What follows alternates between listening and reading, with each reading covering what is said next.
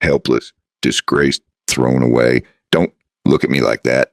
Her voice broke in the heat of a Montana summer, thin as dry grass under boot heels, up high in the Bitterroot. Even summer carried a bite in the shade. Abigail lay in the pine needles of the Bitterroot range, dress torn open at the shoulder, dirt ground into her cheek, one wrist raw from rope that had been pulled too tight. Above her stood Silas. He was 53, broad chest, thick beard, eyes shadowed beneath a weather-worn hat. The man Missoula had called a devil for 10 years. He didn't blink. He didn't speak. He just stood there staring down at her.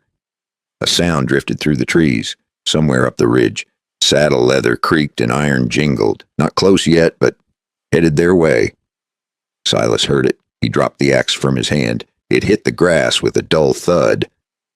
Then he lowered himself slowly to one knee. Abigail flinched hard, pain flashing across her face. For a heartbeat, she believed every rumor.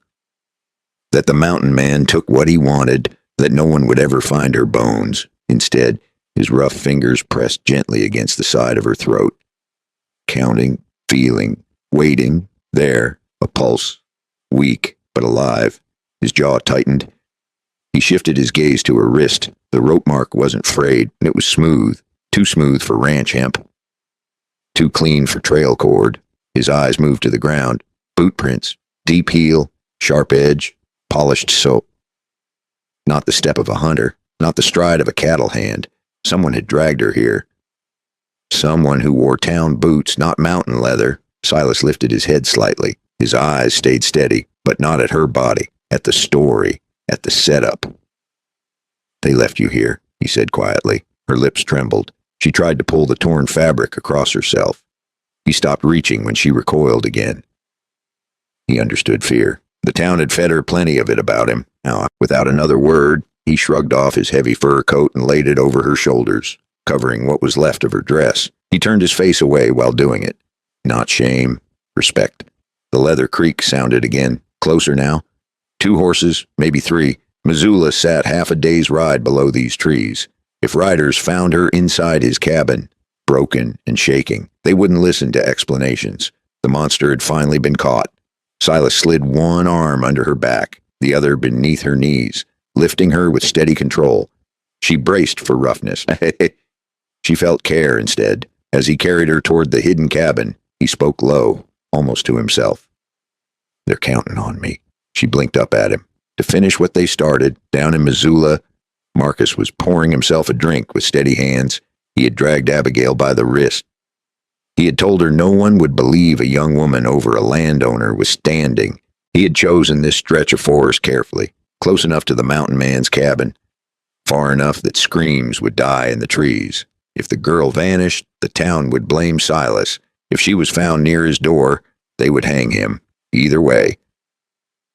Marcus walked free. Silas pushed open his cabin door with his shoulder. Inside was not madness. Inside was order. A narrow bed made tight. Folded linen stacked beside a basin, a kettle waiting near cold ashes. On the table sat a pair of worn spectacles and a small leather notebook filled with neat, careful writing. He laid Abigail down gently and stepped back at once, keeping distance between them. You're safe here, he said, clear. Plain. Outside, a twig snapped. Not wind. Wait. Silas moved to the door and listened, breathing slow. Mind steady. If Marcus had planned this well, he would send men to make sure the trap had closed. Silas looked at his own hands, hands that once wore a badge, hands that once stitched wounds instead of dressing elk. If men rode up now, none of that would matter. He would not see a courtroom. He would see a tree branch and a short rope. Abigail swallowed hard. Why are you helping me? She whispered. His answer came without hesitation. Because whoever did this wants me blamed. The saddle iron rang softly outside, closer, very close. Silas reached for his rifle and positioned himself between the door and the bed, between danger and the girl. Outside, a horse snorted, a boot pressed into dirt. Silas steadied his rifle. If they come looking, he said quietly, they won't be looking for you. The cabin fell silent except for Abigail's uneven breathing. And in that silence hung a harder truth. When a town already believes a man is a monster, how easy is it to make him one?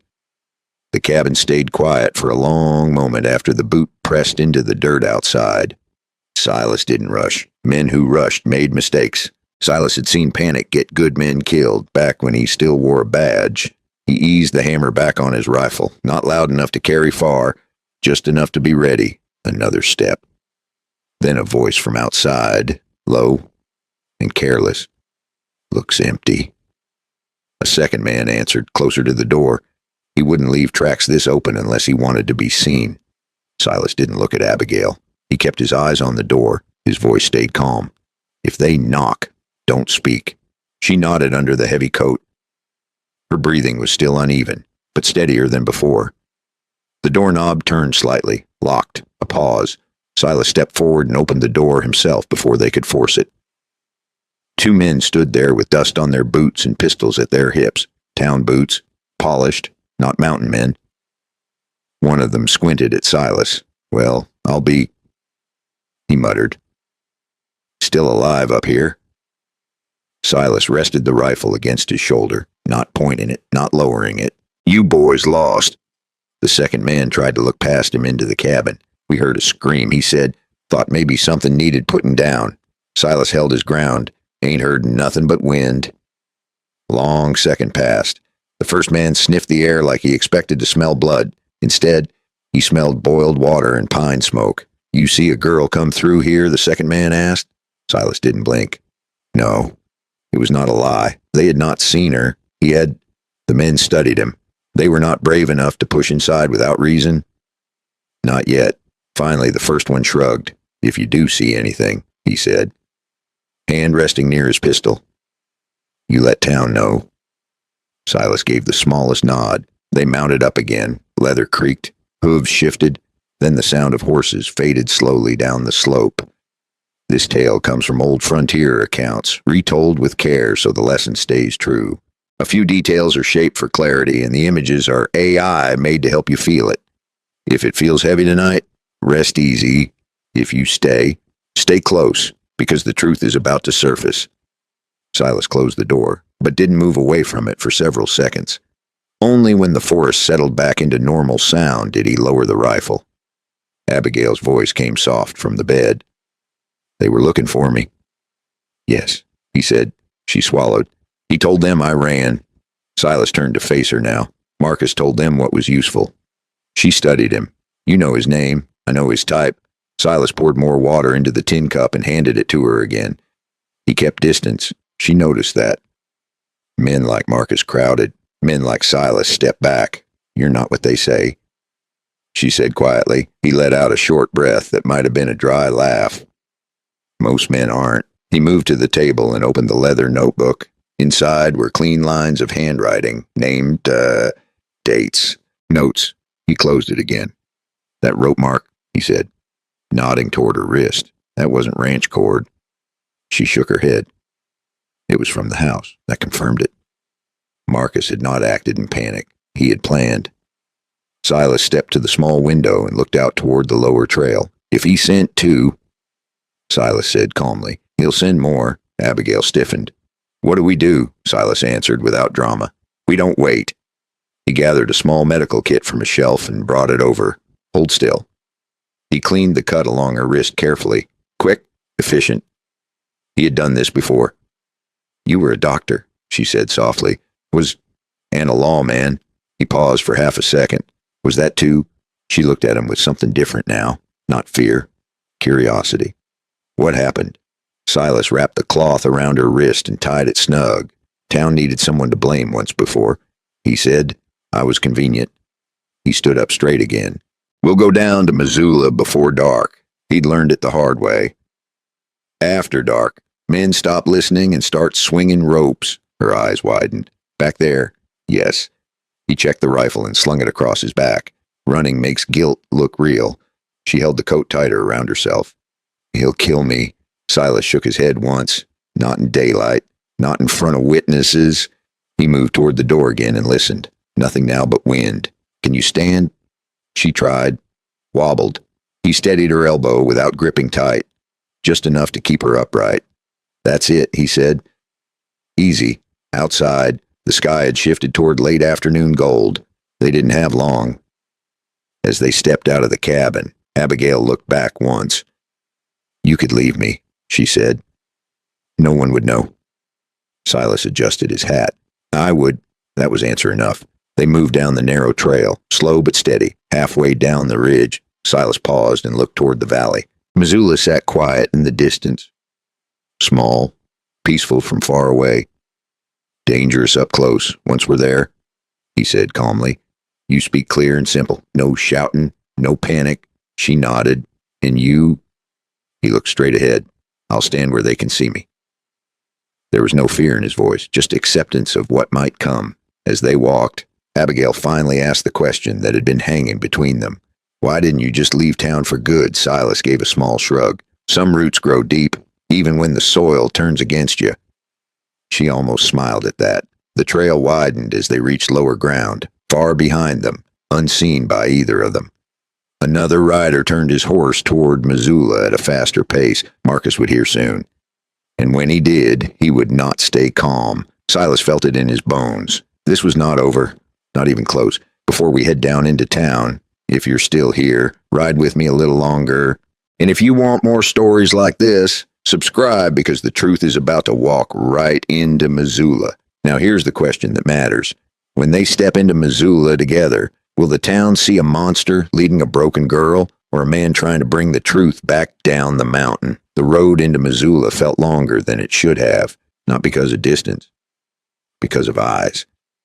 By the time Silas and Abigail reached the first split rail fence outside town, word had already begun to move faster than horses. A ranch hand near the lower creek had seen them. A woman hanging laundry had noticed the fur coat wrapped around Abigail's shoulders. And nothing travels quicker in a small town than something that looks wrong from far away.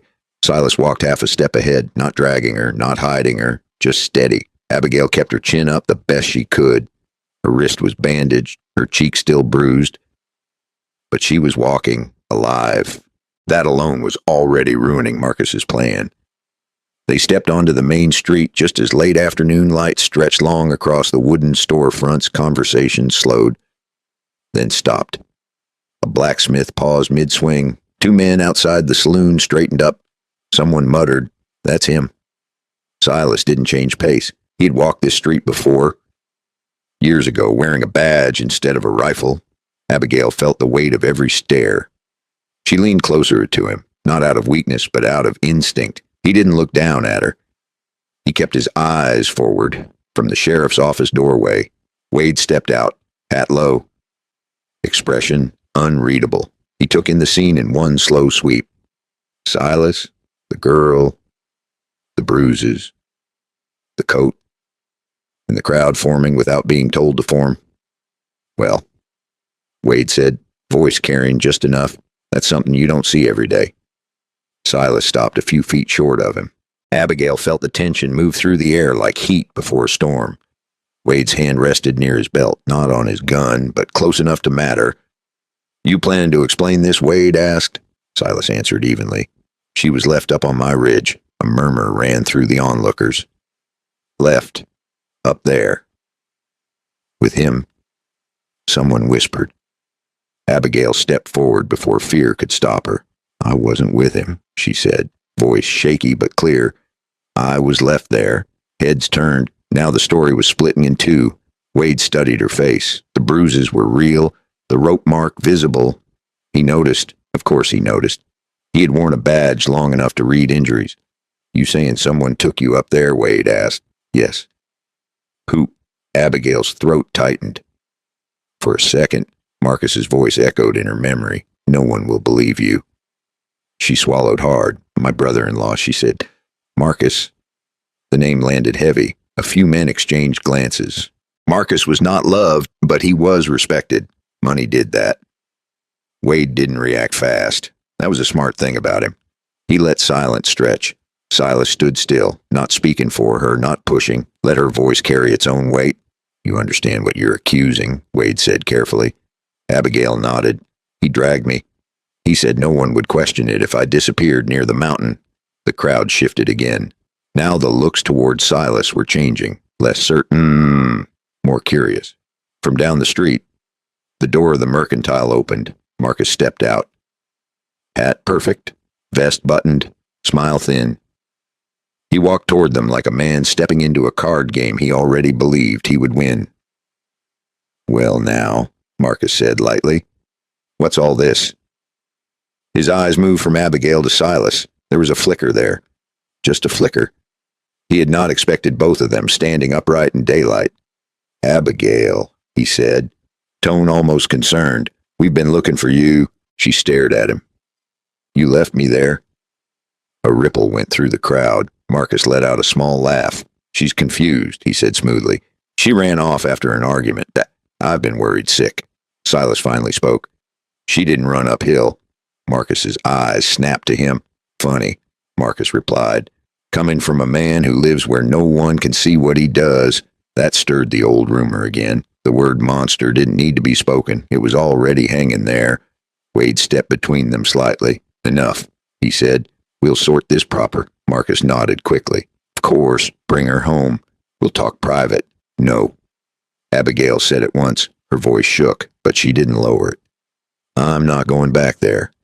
That was the moment the balance shifted. Not loud, not dramatic. Just a young woman refusing to step toward the man who claimed to protect her. Wade noticed. So did everyone else. Silas kept his posture loose, but ready. He knew men like Marcus. They didn't lose gracefully. Marcus forced another smile. "If she's frightened," he said calmly, "it's because she's been alone with him." There it was. The turn. The blame. Heads started to pivot again. Silas didn't react. He had expected this. Wade looked at Abigail's wrist once more. At the rope mark. At the bruises along her arm. "Take your coat off her," Marcus said suddenly. "Sharp edge creeping in." Silas didn't move. Abigail's fingers tightened on the fur. Wade raised a hand. "Easy," he said. The street had gone quiet now. Too quiet. Marcus stepped closer. Close enough that only the front row could hear him clearly. "You should have stayed up there," he muttered under his breath. Eyes fixed on Silas. Silas met his gaze without blinking. "And you should have buried your lies deeper." Marcus's jaw tightened. Just for a second. Then he smiled again for the crowd. "Sheriff," he said smoothly, "I insist this be handled properly." Wade nodded slowly. "It will be." He turned to Silas. "You'll both come inside. Not an arrest. Not yet. But not freedom either." Silas gave a short nod. Abigail stayed beside him. As they stepped toward the sheriff's office, Marcus remained on the boardwalk, watching, not worried, not yet. Because he still believed he controlled the pieces. What he didn't see was the old woman standing in the church doorway across the street. Eyes sharp, having heard every word. And what none of them knew was that before the sun set, something locked beneath Marcus's own floorboards would begin to move. And when that happened, this would stop being a matter of rumor. It would become a matter of proof. The door of the sheriff's office closed behind them with a dull wooden thud. Outside, the town stayed quiet. Too quiet. Inside, the room smelled of paper, dust, and old tobacco. Wade removed his hat slowly and set it on the desk. He didn't sit. Not yet. Silas stood near the wall, not slouching, not defensive, just steady. Abigail remained beside him, wrapped in the fur coat, her chin lifted even though her hands trembled under the fabric. Marcus entered last, calm, polished, confident. He closed the door carefully behind him, as if this were nothing more than a business discussion. Wade looked at Abigail first. "Tell it clean," he said. From the start, no rush in his voice. That helped. Abigail swallowed and began. She spoke of the argument, of Marcus grabbing her wrist, of being dragged toward the tree line, of him saying no one would question where she ended up. She didn't dramatize. She didn't shout. She simply told it. The way truth sounds when it has nothing to decorate it. Marcus waited until she finished. Then he sighed, almost tired. "She's grieving," he said calmly. "Losing her sister has not been easy." The words hit harder than he meant them to. Silas noticed the way Abigail's eyes shifted at that. Not grief, shock. Wade noticed too. Her sister. Wade said slowly. Was buried 2 weeks ago, Marcus nodded once. A sad day. Silas spoke before Abigail could. Closed casket. Wade glanced at him. That right, Marcus's jaw tightened for half a breath. Some things are better remembered as they were. Silas let that sit in the room. Then he added quietly, no doctor signed that burial. That was true. And Wade knew it. Missoula didn't have many secrets when it came to paperwork. Records show a certificate, Marcus said quickly. Signed where Silas asked. Wade turned toward his desk. He opened a drawer and shuffled through folded documents. He pulled one sheet free and studied it. His brow lowered slightly. This was signed in Helena. Wade said. Marcus forced a small smile. Had to send for it. You know how it is. Silas did know how it was. He also knew how long it took to send papers to Helena and back. Too long for the timeline, Marcus had claimed. Abigail found her voice again. I never saw her body, she said softly. Marcus turned to her. You were unwell, he said. I spared you that pain. The tone was gentle. The control behind it was not. Wade stepped back from the desk. He looked at Silas now. You got proof of anything besides suspicion, Silas answered honestly. No. That word could have ended everything. Marcus almost smiled, but Silas continued. Yet, the room tightened again. Wade exhaled slowly. You're asking me to accuse a landowner based on marks on a wrist and a story. I'm asking you to look at them. Silas replied evenly. Wade walked toward Abigail. He didn't touch her at first. He simply observed the rope mark, the bruising pattern. The direction of pressure, old training didn't disappear. He had once known how to read signs too. Those aren't self-made, Wade admitted quietly. Marcus's voice sharpened. You're not suggesting I tied her up. Wade didn't answer that. Instead, he asked Abigail one question. Why leave you near his cabin? She looked straight at Marcus. Because everyone already believes he's a monster. That landed harder than anything else. Silas didn't move, but something in the room shifted. The truth didn't need to shout. It just needed space. Outside, a horse galloped past faster than normal. Someone in town was moving quickly. Marcus heard it too. His eyes flickered toward the window. Just for a second, Silas saw that, and he remembered something from the mountain. 2 riders, polished boots. Not here to rescue, here to confirm. Wade walked back to his desk. He folded the Helena certificate once more and placed it down slowly. This doesn't sit right, he admitted. Marcus straightened. Sheriff, you're letting emotion cloud judgment. Wade looked at him for a long moment. No, he said, I'm letting time catch up. That unsettled Marcus more than anger would have. Because time meant digging. Digging meant questions. And questions meant cracks. A knock hit the door suddenly, sharp, quick. Wade opened it halfway. A young deputy stood there, slightly out of breath. There's been talk, the deputy said. Church bell rang earlier. Martha's asking to speak with you. Silas felt a quiet weight lift in his chest. Sister Martha didn't ring that bell without reason. Marcus forced a laugh. Surely we're not turning this into a revival meeting. Wade ignored that.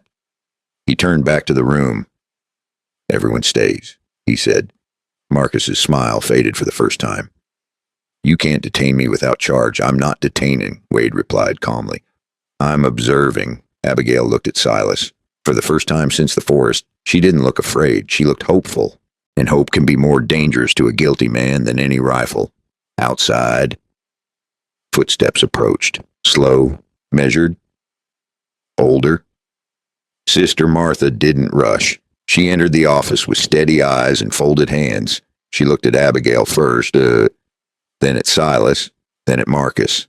I believe, she said quietly, there is something under that house you have not shown this town. Silence dropped heavy again. Marcus didn't laugh this time. He didn't smile. Because somewhere beneath the floorboards of his own home, something had just begun to move.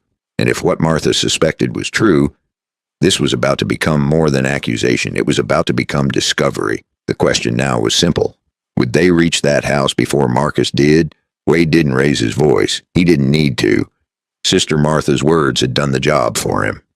Marcus stood near the wall like he owned the room, but his eyes kept drifting to the window, like he was measuring distance, how far to his house, how fast he could get there. How long before the town started asking questions he couldn't smooth over with a smile? Wade folded his arms and looked at Marcus. You heard her, Wade said. We're going to your place. Marcus let out a small chuckle that sounded practiced. My place, he said, is a private home, not a search ground for superstition. Sister Martha didn't blink. It isn't superstition, she said. It's a sound. Wade turned to her. A sound. Martha nodded once. Crying, she said, not from the street, not from the upstairs windows, from below. Abigail's breath caught. Silas shifted his weight, just slightly. He didn't like basements, not the way rich houses built them. Tight stone, heavy doors, air that didn't move. Marcus lifted his hands in a calm gesture. Sheriff, he said, you know this is foolish. The whole town is already stirred up by this mountain man walking in with a bruised young woman under your coat. Abigail stiffened at that. Silas's eyes narrowed. Wade raised a finger without looking away from Marcus. Watch your mouth, Wade said. That surprised the room. It surprised Marcus, too. Wade had protected Marcus's reputation more than once.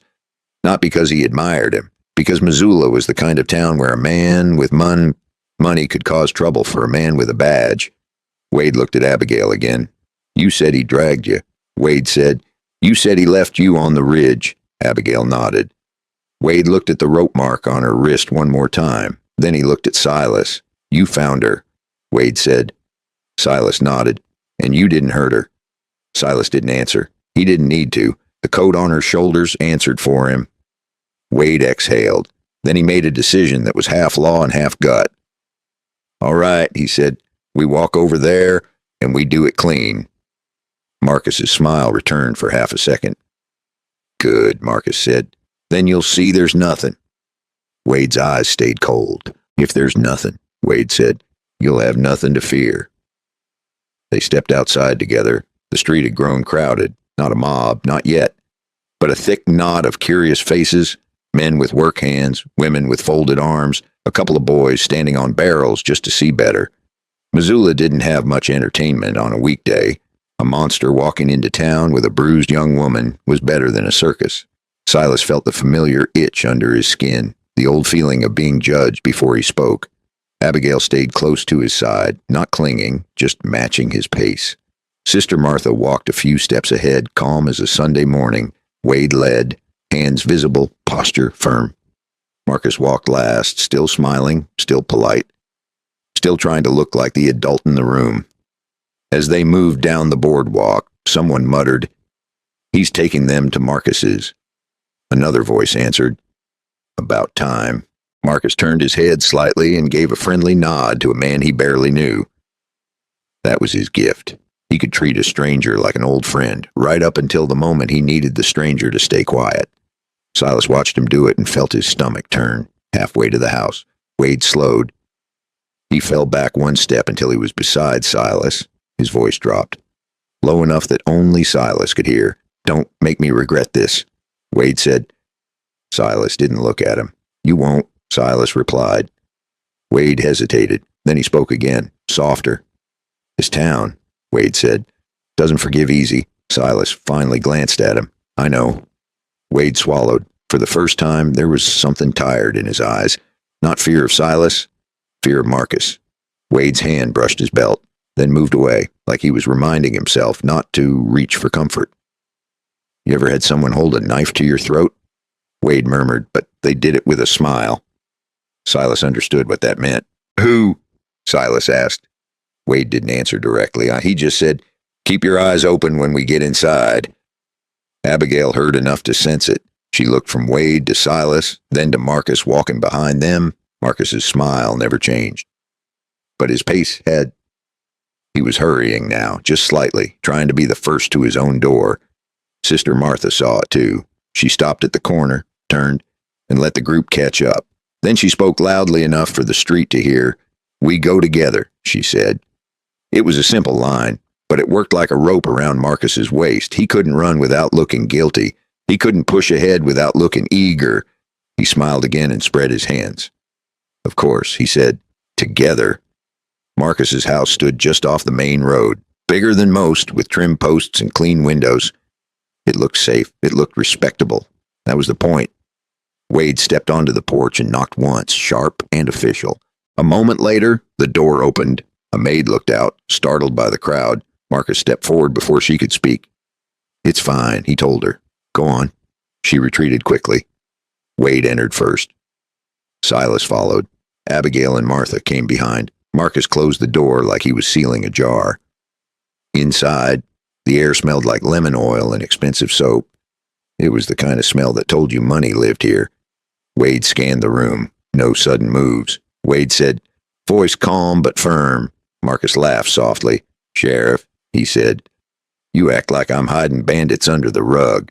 Sister Martha walked straight to the center of the house and stopped. She listened. Everyone else listened too, because when an older woman goes quiet like that, even proud men tend to hold their breath. At first, there was nothing. Just the house settling, a clock ticking, then a faint thump. Not from above, from below. Abigail's hand rose to her mouth. Silas's shoulders tightened. Marcus's smile froze just for a fraction of a second, then returned. "Old pipes," Marcus said quickly. "House makes noise." Wade's eyes went to the floor, then to a small door near the back wall, half hidden behind a cabinet. A cellar door. In towns like Missoula, a cellar door wasn't storage. It was where secrets went to rot. The kind that should have been locked. But right now, it looked too ordinary to be dangerous. Wade took one step toward it. Marcus took one step too. At the exact same time, and that was when Silas noticed something small and ugly. Marcus's right hand was already inside his coat pocket. Not for a handkerchief, not for keys, for something cold and hard. Silas didn't speak. He just shifted his position, one quiet step, placing himself between Marcus and Wade, because whatever was behind that cellar door, Marcus was ready to kill to keep it hidden. And the next sound that rose from beneath the floorboards was not a pipe. It was a human voice trying not to be heard. The house went still, the way a poker table goes still when a man turns over a card nobody expected. Wade stood 2 steps from the cellar door, eyes fixed on the floorboards like he could see through wood. Sister Martha didn't move. She simply listened, head tilted, hands folded, face calm but hard. Abigail's breath hitched, and she pressed the fur coat tighter around her shoulders. Silas had already shifted his body between Wade and Marcus, quiet as a shadow, steady as a fence post. Then it came again, a muffled voice, thin and trembling, from beneath the floor. Not pipes, not rats, a person. Marcus cleared his throat, and the sound was too loud in that room. "You're all hearing things," he said. "Smile tight. Old house has grown, that's all." Wade didn't answer. He took one slow step closer to the cellar door. Marcus moved at the same time, hands still inside his coat pocket. Silas spoke, low and even. "Take your hand out," he said. Marcus looked at him as if Silas had insulted his family name. "This is my house," Marcus replied. "You don't give orders here." Silas didn't raise his voice. "No," he said. "But the truth does." Wade's gaze flicked to Marcus's pocket, then back to the cellar door. "Marcus," Wade said quietly, "open it." Marcus chuckled, trying to sound bored. "You've got no warrant." Wade nodded once. "That's true," he said, "but I've got ears. I've got witnesses. And I've got a girl who walked into town with rope marks on her wrist." Abigail swallowed hard, then spoke, short and clear. "He did it." Marcus turned toward her. His eyes were smiling, but his voice had teeth. "Abigail," he said gently, "you're upset. You've had a fright. Let the men handle this." Sister Martha stepped forward. "The men have been handling it," she said. "That's the problem." Wade's patience ran out, not with anger, but with certainty. He placed his hand on the cellar latch. Marcus's shoulders tightened. Silas saw it first. The small shift. The decision. Marcus's hand slid into his coat, not pulling a pistol, but flicking 2 fingers in a quick signal toward the hallway. A beat later, a floorboard creaked deeper in the house. Silas caught it and moved before Wade even turned.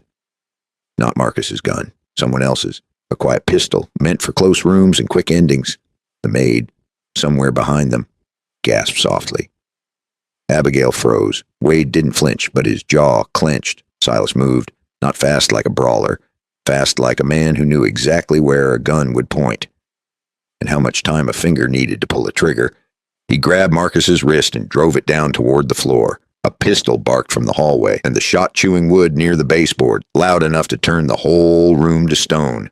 Abigail cried out, then clamped her mouth shut. Wade lunged forward, and together he and Silas forced Marcus back against the wall. A man in the hallway dropped his pistol as Wade shouted at him. It slid across the polished floor and stopped near Sister Martha's shoes. She didn't pick it up. She just nudged it away with the toe of her boot, like it was a snake that had lost its head. Marcus struggled, face red now, the charm slipping off him like cheap paint in rain. "You don't understand," he hissed. "You don't know what you're ruining." Wade held him tight. "Oh, I understand enough," Wade said. "I understand you just tried to shoot a sheriff in your own parlor." Silas kept his grip firm but controlled. He wasn't trying to hurt Marcus. He was trying to stop him without giving the town another reason to call him savage. Wade glanced at Silas. For a second, something passed between them, a shared memory of how quickly a crowd could turn. Wade's voice lowered. "Let him breathe," he murmured, "but don't let him move." Silas nodded once. Then he eased the pressure just enough, keeping Marcus pinned. Sister Martha stepped to the cellar door. She crouched, laid her hand flat on the wood, and listened again. The muffled voice came back, softer now, like whoever it was had heard the gunshot and grown afraid. Abigail stepped closer, trembling, eyes wet. "Who's down there?" she whispered. Martha looked up at her, and her voice was gentle. "Someone who's been praying for this moment," she said. Wade kept his eyes on Marcus. But he spoke to the maid. "Ma'am," Wade said, "go outside and tell the folks on the porch to stay back." The maid nodded fast and hurried out, skirts brushing the hallway. Wade swallowed once. He knew what this would mean. If the town saw what was under this floor, it would mean chaos. It would mean Marcus's friends would start shouting. It would mean men would reach for guns, just to feel in control. Wade looked at Silas again. "If this is what I think it is," Wade said quietly, "we do it calm. We do it clean." Silas answered with the same steady tone. "We do it right." Wade finally let Marcus go, but only after snapping cuffs onto his wrists. Marcus laughed, sharp and ugly. "You can't hold me," he said. "You'll regret this." Wade didn't bite. "We'll see," he replied. Sister Martha lifted the latch. The cellar door creaked open, and a cold breath of air crawled up into the parlor. It smelled like damp stone and stale time. Wade took a lantern from the side table, lit it with a match, and held it low. The light spilled down the steps. Abigail stood at the edge, staring into that darkness as if it might stare back. Silas stepped beside her, not touching, but close enough that she could feel he was there. Wade went first, careful on the steps. Sister Martha followed, steady as ever. Silas stayed at the top for a heartbeat, watching Marcus. Marcus's smile had returned, smaller now, meaner. "You'll find nothing," Marcus said, voice tight. "Nothing but old junk." Silas leaned closer, voice quiet enough that only Marcus could hear. "If it's nothing," Silas said, "why'd you pull a pistol?" Marcus's eyes flashed. He didn't answer. Silas turned away and started down the stairs. The cellar was narrow. Stone walls, sweating moisture. The air heavy and still. The lantern light found a padlock on an inner door, the kind used on a jail cell. Wade stopped in front of it, lantern shaking slightly despite his grip. He looked back once, toward Abigail above. Then he looked at Sister Martha. Martha nodded. Wade reached for the lock, and from behind that inner door, a woman's voice rose again, weak but unmistakably alive. "Abby," it whispered. Abigail's knees nearly gave out and the world tilted, because that voice was not a stranger's voice, it was her sister's, and the lock was still closed.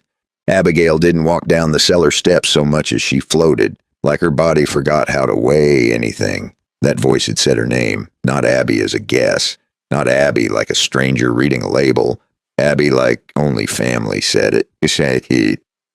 Half love and half warning, Wade held the lantern close to the padlocked door, the light trembling against damp stone. Sister Martha stood beside him, steady hands, steady eyes. Silas stayed one step behind, close enough to catch Abigail if her knees quit, but not touching unless he had to. The padlock was thick, clean, newer than the rest of the cellar. Marcus had not been hiding old junk. He had been hiding time. Wade tried the latch, no give. He looked up the stairs, not to ask permission, to measure the danger. Up there. The parlor was full of air, windows, and people waiting on a porch. Down here, the law felt like one lantern and a prayer. Wade turned to Silas. "You got something?" he asked quietly. "That opens iron." Silas shook his head. Not without noise. Sister Martha took a small keyring from her sleeve like it had been there the whole time. Wade stared at it. "You had keys," he said. Martha's expression didn't change. "I've brought food and scripture to that house for years." Marcus hid the key in the same place every time, because proud men get lazy. Wade took the ring, found a key that looked too fresh, and slid it into the padlock. It turned. The click sounded loud in the damp. Abigail's heart seemed to click with it. Wade lifted the lock free and pulled the inner door open. Cold air rushed out. Then a shape, a woman sitting on a thin mattress, wrapped in a worn blanket, hair matted, face pale, but alive. Her eyes lifted slowly, squinting at the lantern light like it was the sun after a long winter. "Abby," she whispered again. Abigail made one sound, a half sob, half laugh, and stepped forward without thinking. "Mary," she breathed. It was her sister. The sister Missoula had buried. The sister Marcus had mourned in public. The sister Marcus had kept under his own floor like property. Mary tried to stand and her legs shook. Silas moved in, one step, then stopped. He didn't rush her. He just offered his arm at a distance, palm open, giving her the choice. Mary reached for it, fingers weak but certain. Silas steadied her gently. Abigail grabbed her sister's hand, pressing it between both of hers like she could warm life back into it. Wade looked around the cell. A bucket, a tin cup, a blanket, a ledger book on a shelf. Not a diary, not a love letter, a ledger. Sister Martha saw it too. She opened it and flipped through pages, names, dates, amounts, property notes, transfers. It looked like business, landlines, timber rights, numbers that meant a woman's life was worth less than a signature. But the handwriting was tight, careful, greedy. Wade's face hardened. "This isn't just cruelty," Wade said quietly. "This is a plan." Mary swallowed and spoke with effort. "He said," she whispered, "I would sign when I got tired enough." Mary swallowed hard. "He kept me alive on just enough bread and water to keep my hand steady for the pen." Abigail's eyes filled again, but this time the tears looked different, not only pain, anger. "Did he hurt you?" Abigail asked. Mary's gaze flickered, and she shook her head slowly. "Not with fists," she said. Voice thin, with time, with hunger, with lies. That landed on Wade like a punch. I'm on Silas like an old memory. I'm on Abigail like a new kind of fear. Because time was what Marcus had always been good at. Wade motioned upward. "We get her out," he said. Silas nodded. Mary leaned heavily on Silas's arm, and Abigail stayed close on her other side. They moved up the steps, lantern leading, like they were carrying a secret into daylight. At the top, the parlor felt brighter, almost normal, and that made it worse, because a house that could look so clean could hide a cell so well. Marcus stood in cuffs near the wall, guarded by a deputy who had come down after the gunshot. Marcus watched Mary appear. His face didn't crumble, it tightened. Then he smiled, that same thin smile, like he could talk his way through smoke. "Well," Marcus said softly, "look at that." Wade stepped between Marcus and the women. Marcus's voice stayed smooth. "You've made quite a mess," he said to Wade. "A respectable home invaded, a poor sick woman dragged out of the cellar. Folks will talk." Wade's eyes went cold. "Good," Wade said. "Let them." The maid stood near the hallway, shaking. Outside, footsteps and murmurs rose on the porch as people realized something big had happened. Abigail held Mary upright and looked straight at Marcus. "You told them she was dead?" Abigail said. Marcus shrugged like it was weather. "People believe what they're ready to believe," he replied.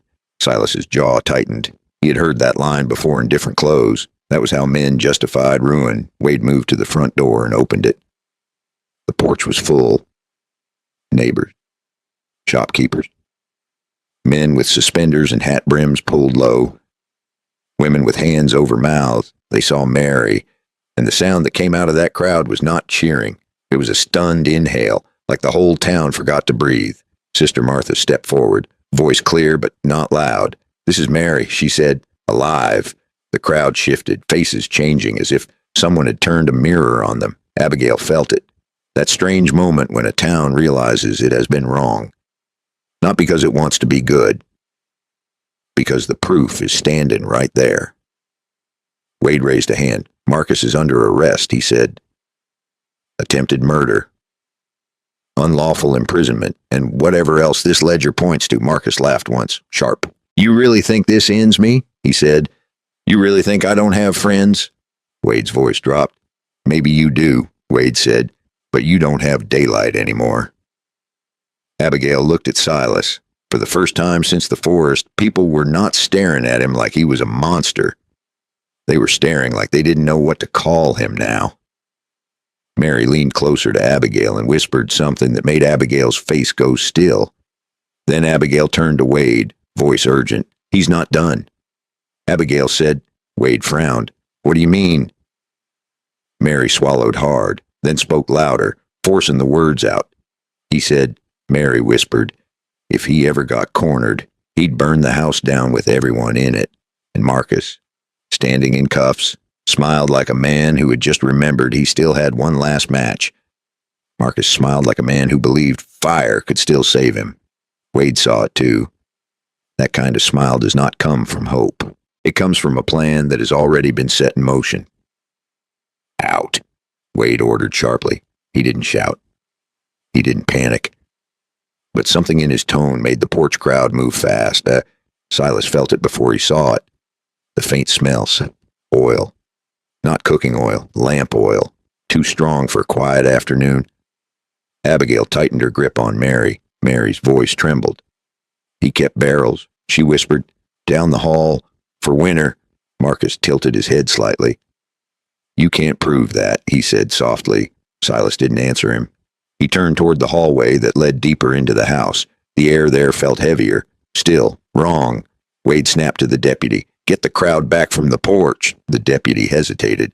"What about him?" he asked, nodding at Marcus. Silas stepped closer, positioning himself near Marcus without touching him. "I'll stay," Silas said. Wade studied him for half a second, then he nodded. "Don't let him move." Marcus laughed under his breath. "You still trust him," he said to Wade. "After all the stories," and Wade didn't look back. "Stories change," Wade replied. "Facts don't." Sister Martha moved Mary and Abigail toward the front door. "Outside," she said gently. "Now." Abigail didn't want to leave Silas there. He saw it in her eyes. "Go," he told her, calm and steady. For a moment she hesitated. Then she nodded and guided Mary out into the open air.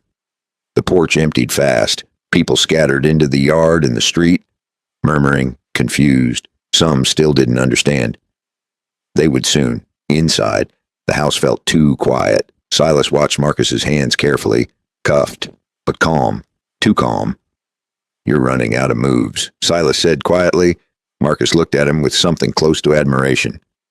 "You always did think straight," Marcus replied. "Shame the town never noticed." Silas ignored that. He stepped closer to the hallway. The smell was stronger now. Oil soaked into wood and into carpet. Careful, intentional.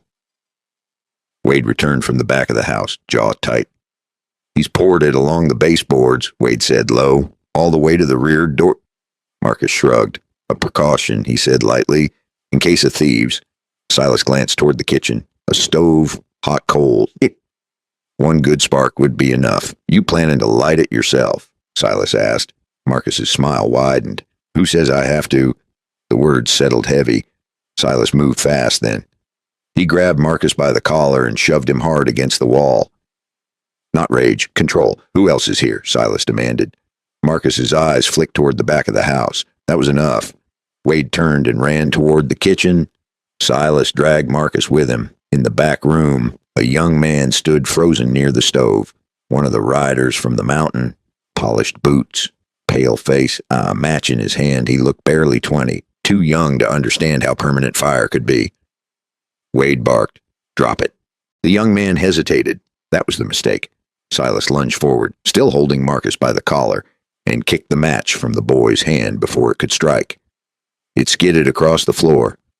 Wade drew his revolver, not firing, just holding. Step away, Wade ordered. The young man backed up slowly, hands shaking. Marcus's calm cracked for the first time. "You fool," he snapped at the boy. The boy's eyes darted between them. "I didn't mean..." He started. Silas cut him off. "You meant to burn a house full of people." The boy looked at Marcus, not at Silas. That told Wade everything he needed to know. Wade moved in, disarmed the boy, and pushed him against the wall. "Two of you."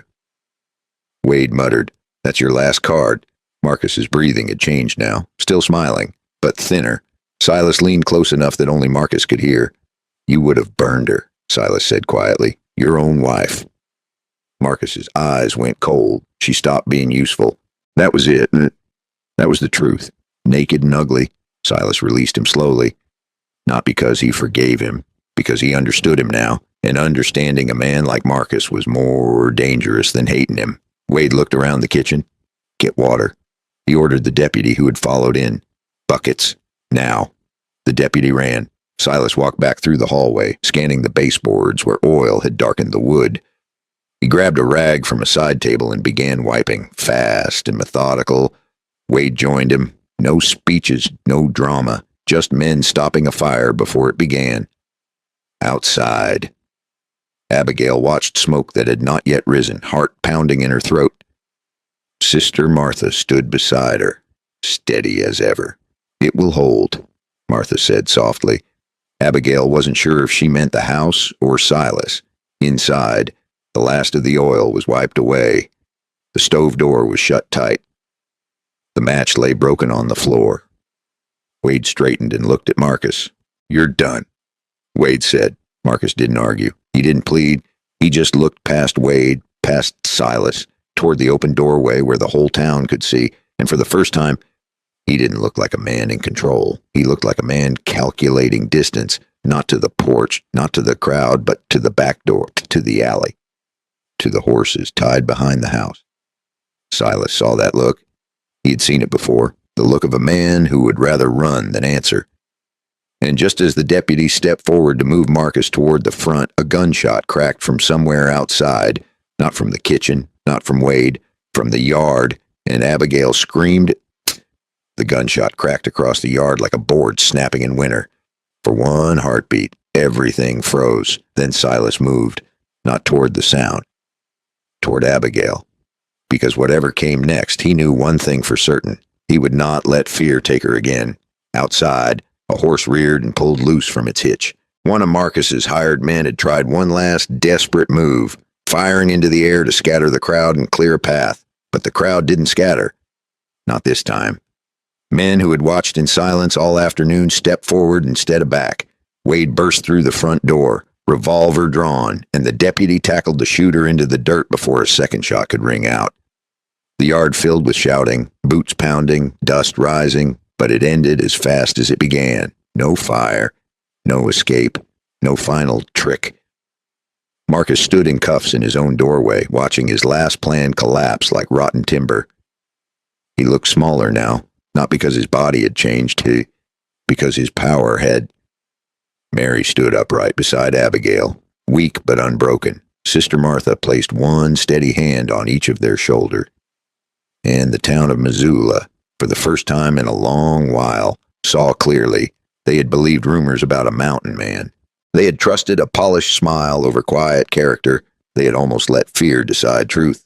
Silas stepped out onto the porch as Wade led Marcus down the steps. No one cheered. No one clapped. It was quieter than that. It was the kind of silence that comes when people realize they were wrong. Marcus passed close to Silas, close enough to speak one last time. "You think this changes what they think of you," Marcus muttered. Silas looked straight ahead.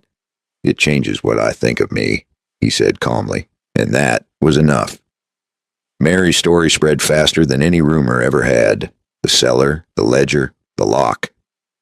Truth has a way of traveling faster than lies once it is finally seen in daylight. In the days that followed, Marcus faced trial.